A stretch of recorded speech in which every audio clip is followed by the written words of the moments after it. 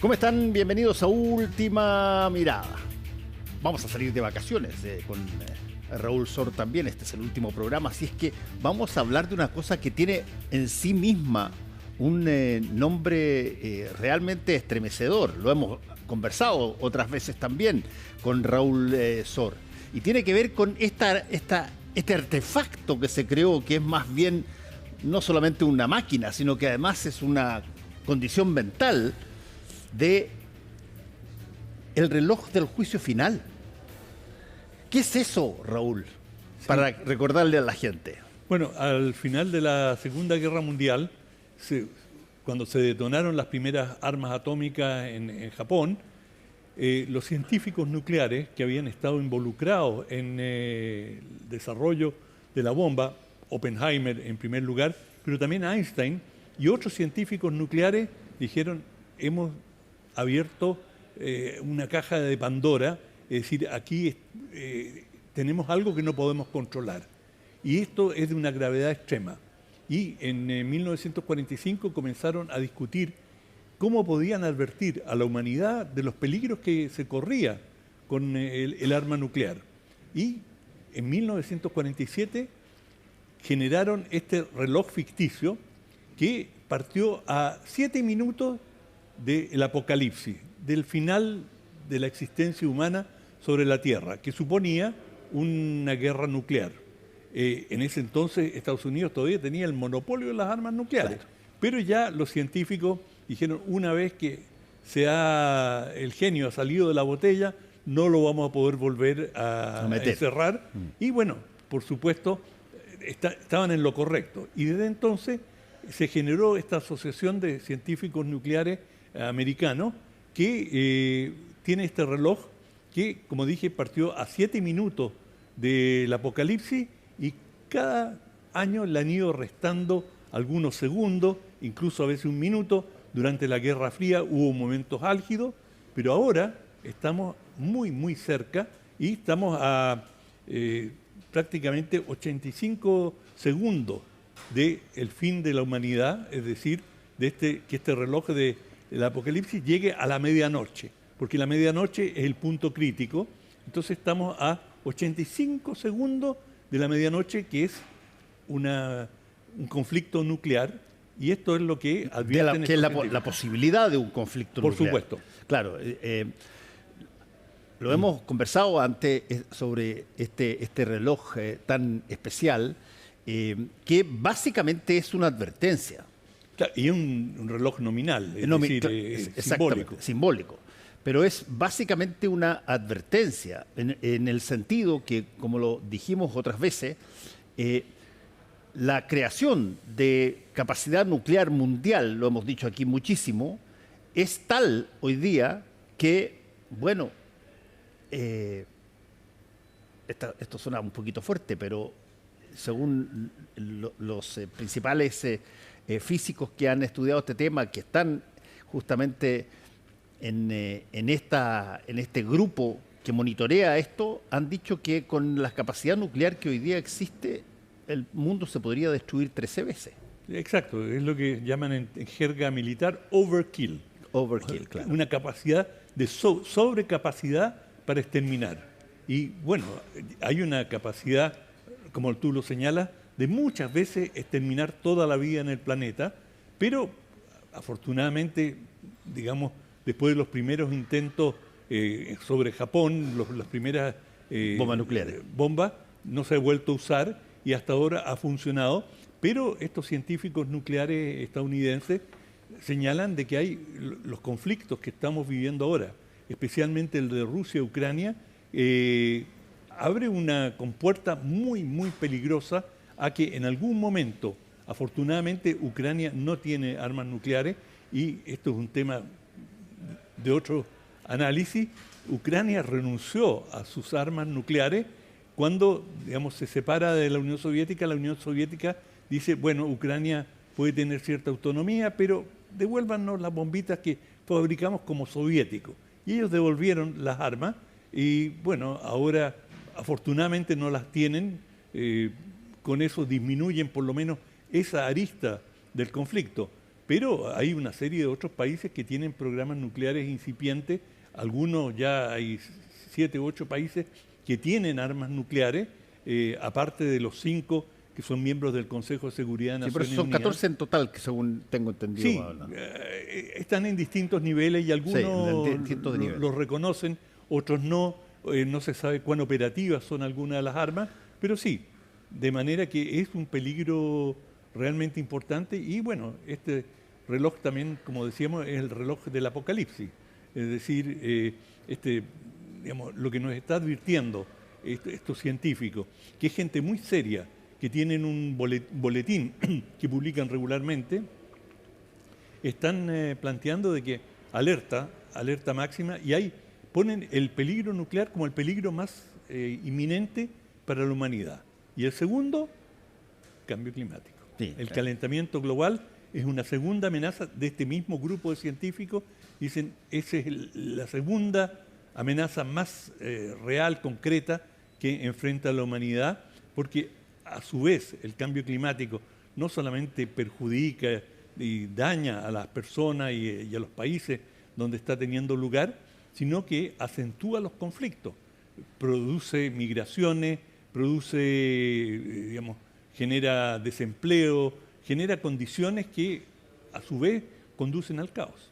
Sí, y la otra variable que hay que tomar en cuenta es una variable que a veces no nos damos cuenta porque de alguna manera obligaría a mirarnos a nosotros mismos y que tiene que ver con, aquí hay una variable de la racionalidad o la estupidez humana.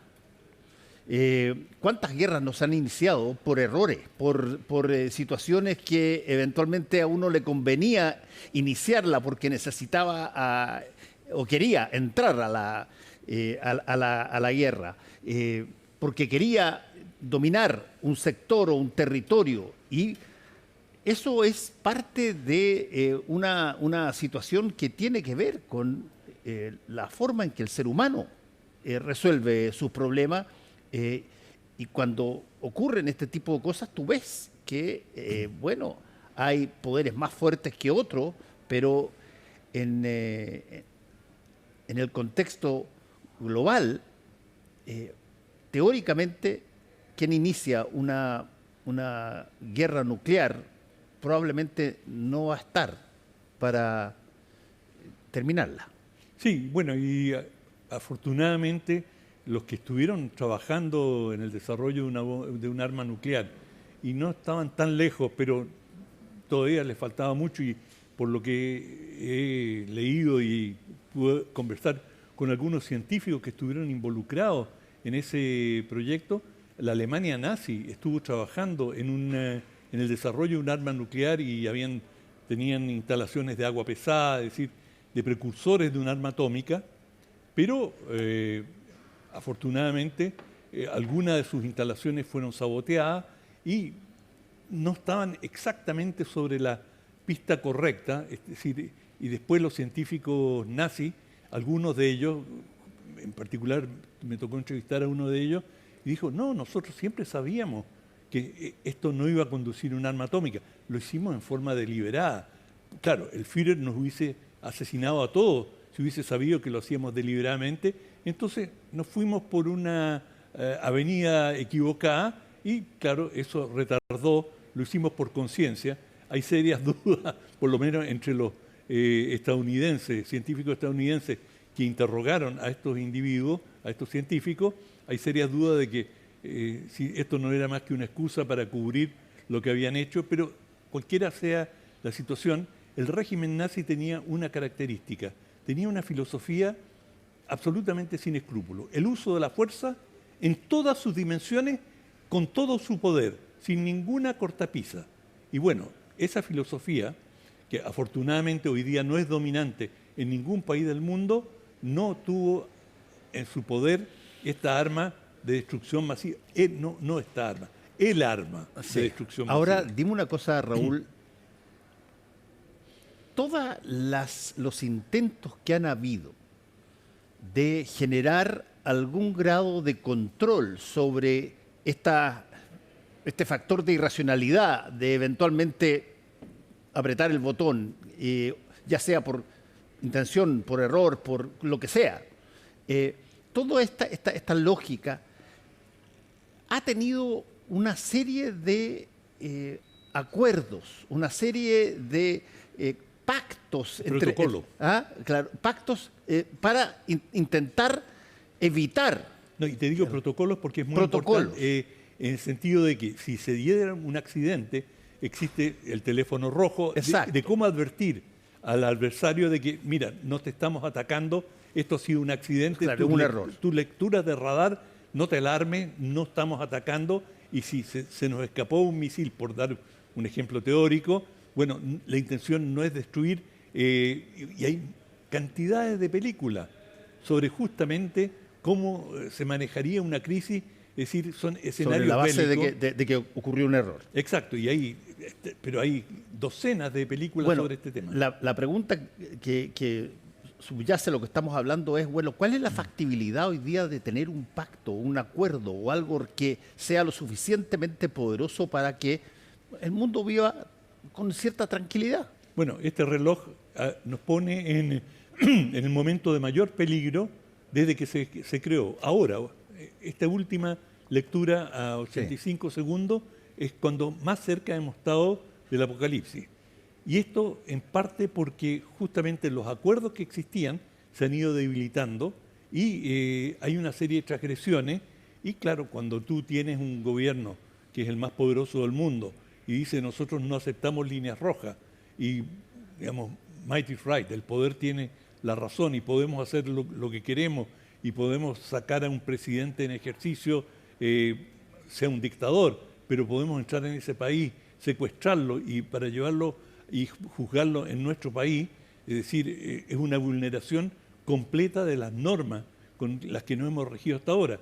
Por lo tanto, estamos en una situación nueva y eso es lo que están planteando estos científicos, de que, claro, el peligro aumenta, ha habido una cierta proliferación de armas atómicas y lo que no se cumplió fue un acuerdo de deshacerse, disminuir el arsenal atómico, que ha disminuido. O sea, la cantidad de ojivas nucleares ha ido disminuyendo, pero todavía, como tú señalaste, son más que suficientes para reventar la Tierra y acabar todo rastro de vida humana en ella. Ahora, esto que puede parecer tremendamente macabro en términos de la expectativa y cómo uno se siente, te lo pregunto directamente, ¿hay grupos así como este que tú estás mencionando? Grupos, de científicos. Sí, de científicos que dicen, ¿saben qué? Para que todo esto funcione necesitan gente especializada, y no estamos dispuestos a hacerlo si es que esto deriva en básicamente voluntad de tiranos, digamos. Exacto, bueno, ese es uno de los temas, es decir, se ha dicho siempre que las democracias en general no inician guerra y que el grueso de las guerras las han iniciado dictadores. De hecho, en la Segunda Guerra Mundial fue, digamos, el fascismo, el nazismo, los que iniciaron la guerra, aunque eso es, digamos, relativo, es decir, para que haya una guerra en general se necesitan dos, tres. No es solamente uno, pero claro, hay uno que puede ser más agresivo que los demás y hay una responsabilidad mayor en ciertos países que en otros, pero estamos en una situación muy precaria en que están cambiando las reglas a nivel mundial, lo hemos comentado, estamos, y como lo señaló Carney, el primer ministro canadiense, estamos en un mundo diferente en que las normas que nos regían hasta ahora, como lo planteó en Davos, ¿no?, en esta reunión internacional, han cambiado y estamos en un mundo en que no tenemos un mapa de navegación. Sí, ahora hay elecciones en las democracias y las elecciones, bueno, de alguna manera reflejan cuál es el pensamiento de la ciudadanía respecto de lo que corresponde hacer o lo que están dispuestos a aceptar que se haga. Esa es la gran belleza de la democracia. Es la gran belleza de la democracia, pero, bueno, eso implica que tú puedes poner a una persona que tiene una mirada, qué sé yo, humanitaria con respecto a lo que pretende hacer, o puede ganar alguien con una mirada que puede ir extremándose cada vez más. Desde ese punto de vista, ¿cuáles son los factores que los científicos o las personas de este grupo ven como posibilidades de tener una opción de este tipo, una opción donde se genere un resultado nuclear? Bueno, me temo que la respuesta, aunque los científicos no han entrado en ese tema, va a ser negativa, pesimista, porque lo que vemos además es un debilitamiento creciente de Naciones Unidas, que era el ámbito donde se fraguaban estos acuerdos, y han habido acuerdos muy importantes de Naciones Unidas sobre desarme nuclear, y bueno, en la medida que tú vas desmantelando Naciones Unidas y hay países que se retiran de una serie de agencias y dicen, no, Naciones Unidas está manejada por una asamblea tercermundista que no tiene en consideración los verdaderos factores del poder, bueno, en esa medida se va debilitando la posibilidad de un acuerdo. Y por lo tanto, hoy día nadie te discutiría que Naciones Unidas tiene una autoridad disminuida en relación a una década o 2 décadas atrás. Y no se ve otro ámbito que pudiera reemplazarlo. Incluso comienzan a, digamos, este board, Peace Board, esta junta para la paz que ha propuesto Estados Unidos para la Franja de Gaza, hay quienes sospechan que es un intento embrionario de generar una alternativa a Naciones Unidas y de Estados Unidos comenzar a convocar a un número creciente de países, como lo han hecho en esta Junta para la Paz, que han invitado a una serie de países a formar parte y ser, digamos, partícipes en el gobierno de la Franja de Gaza. Pero si eso funciona, ¿por qué solo la Franja de Gaza? También podríamos proyectarlo a otras latitudes y, bueno, ¿para qué necesitamos las Naciones Unidas? Estamos pagando fortuna para mantener una enorme burocracia que no ha resuelto nada.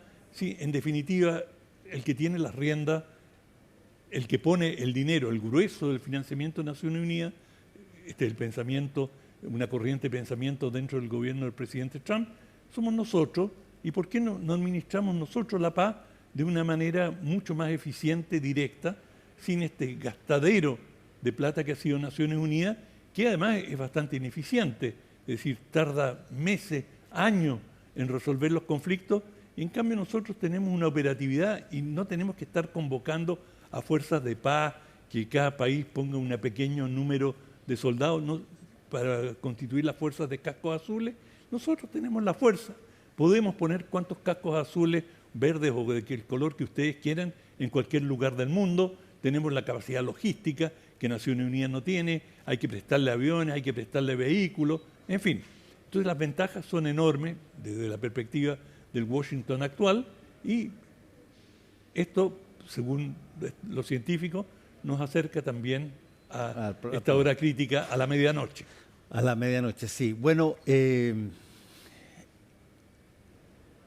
cuesta a veces tomar... incluso hay mucha gente que no toma en serio esto porque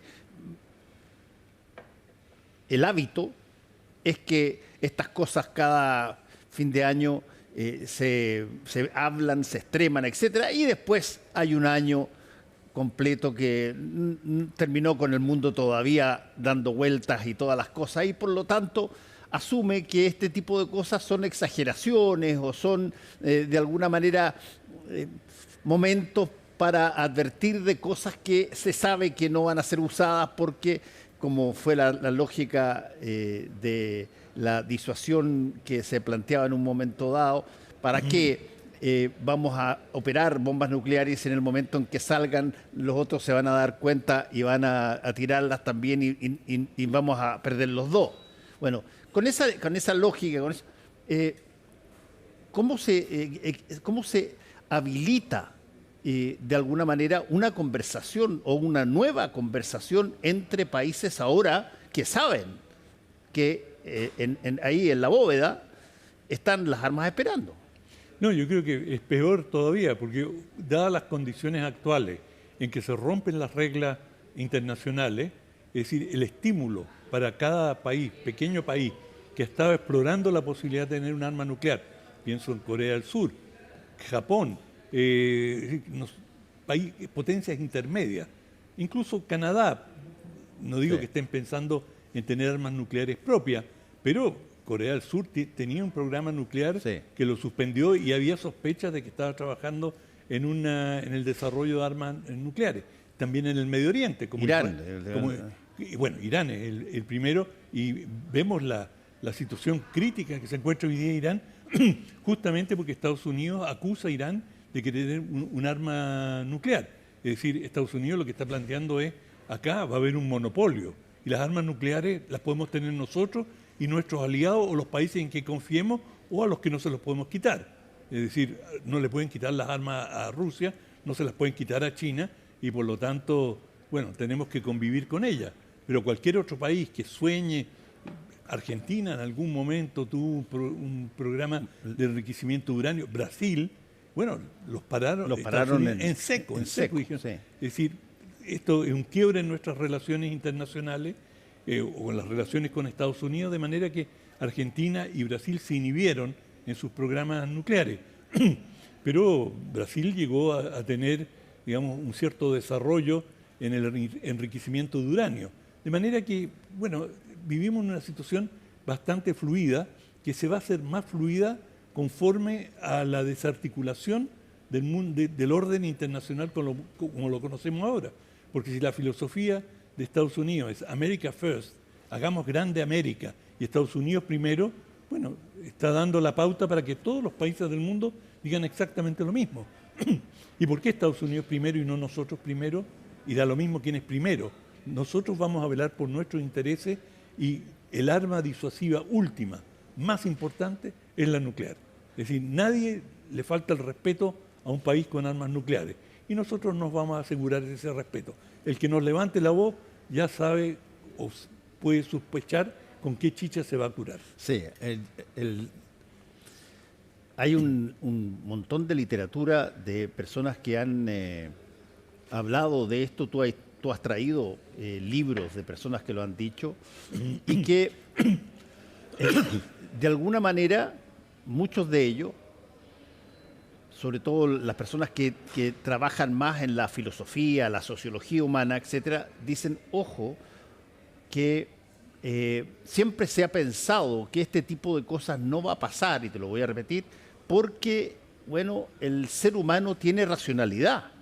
Se da cuenta de que si es que utiliza algo que eventualmente muchos tienen, eso puede terminar perjudicándolo. Y por lo tanto, ¿qué tanto puede depender el uso de armas nucleares de alguien que las tiene, las usa y dice ya, ok, punto? En ese momento se inicia un Armagedón, digamos. Sí, tú hiciste así como que apretando el botón Sí. nuclear, ¿verdad? Ese es un punto importante. Una cosa es tener armas nucleares, Y otra usarlas. no, y otra es poder colocarlas donde tú quieres. Exacto. Son dos cosas distintas. Es decir, son dos fases de un proceso que muchos países tienen armas o están armas embrionarias, pero no están probadas, no tienen la cohetería y la capacidad de eludir las defensas de otros países, de manera que, digamos, estar en el club nuclear es un título nobiliario, pero que no necesariamente te asegura de que tienes una capacidad disuasiva suficiente. Es decir, si tú enfrentas a Estados Unidos o a Rusia, digamos, bueno, Estados Unidos y Rusia tienen una capacidad bélica tal que pueden ir y arrebatarte el arma nuclear. Es decir, y digamos, probablemente India tiene esa capacidad para hacerlo frente a Pakistán, y China lo puede hacer frente a otros países, de manera que hay otros factores que también gravitan. No estamos en una situación tan peligrosa en ese sentido. La amenaza real mayor proviene de la superpotencia. Lo que pueden hacer potencias medianas que han llegado a tener un arma nuclear, como por ejemplo Israel. Bueno, Israel puede causar un daño brutal en el Medio Oriente, pero y esa es su intención, digamos, como arma de última instancia. Es decir, mira, esto Sí. es, si me tocan, nos vamos todos. Bueno, porque claro, en esa geografía tan confinada, Si tú usas armas nucleares, es decir, vas a contaminar buena parte del Medio Oriente. Por lo tanto, es realmente un argumento disuasivo totalmente extremo. Pero, como tú señalas, hay dictadores, hay personajes, hay gente que, digamos, puede enloquecer, Claro. y tener un vértigo de poder y decir, bueno, como la hipótesis que tú señalas, si yo me tengo que ir, nos vamos todos. Vamos todos. No. Y no, eso, te digo, es material riquísimo para la ciencia ficción. Hay tantas novelas y películas sobre esto. Muchas gracias, Raúl. ¿Vas a salir de vacaciones? Porque Sí, claro. este es el último programa. Vamos a salir de vacaciones. Páselo bien. Exacto, pásenlo Nosotros bien. trataremos de pasarlo bien y habrá tiempo para encontrarnos más adelante. Hasta luego.